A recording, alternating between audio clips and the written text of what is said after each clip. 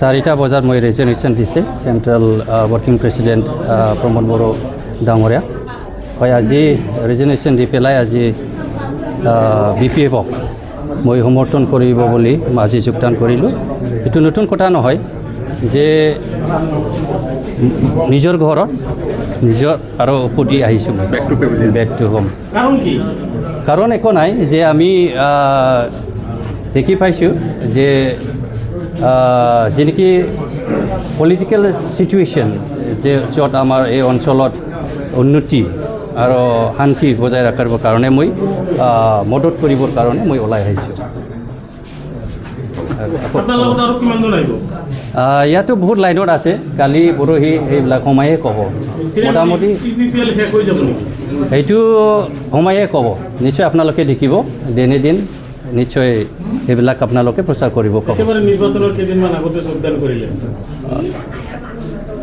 কি কৈছে?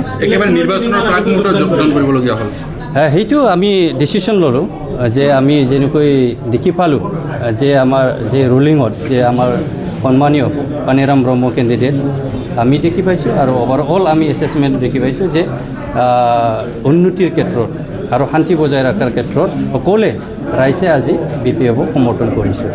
তাৰ লগত যোৱা নাছিল, কিন্তু আগত মই BPF-ৰে আছিলে, BPF-ৰ পৰাই মানে MCL হিচাপে জিতি গৈছিলে মই, কিন্তু ঘৰৰ মানুহ ঘৰত উভতি আহিল তেনেকুৱা ধৰণৰ হ'ল ইলেকশ্যনৰ আগমুহূৰ্তত।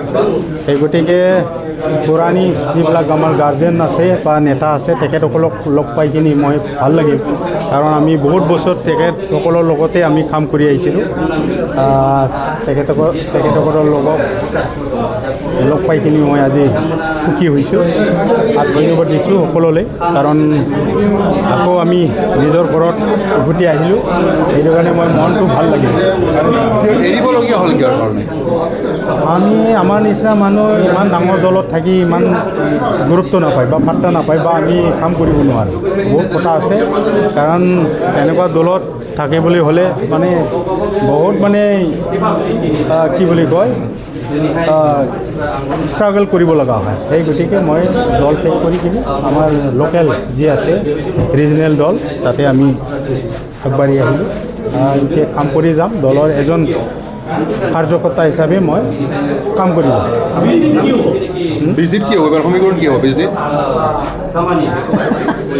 বিজনীটো ক্ৰিটিকেল হৈ আছে, এতিয়ালৈকে আমি স্পষ্টকৈ ক'ব নোৱাৰোঁ, কাৰণ ক্ৰিটিকেল হৈ আছে, চেষ্টাটো আছে। NDA নিশ্চয় কেণ্ডিডেট হয়তো জিতি যোৱাৰ চান্সটো বেছি আছে। সেই গতিকে অংক এতিয়াও মানে কাম কৰিব লগা আছে।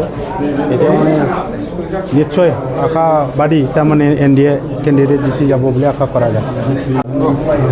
ট্ৰায়েল আছিল তাৰমানে ইমান চেষ্টা কৰা নাছিল। ধন্যবাদ।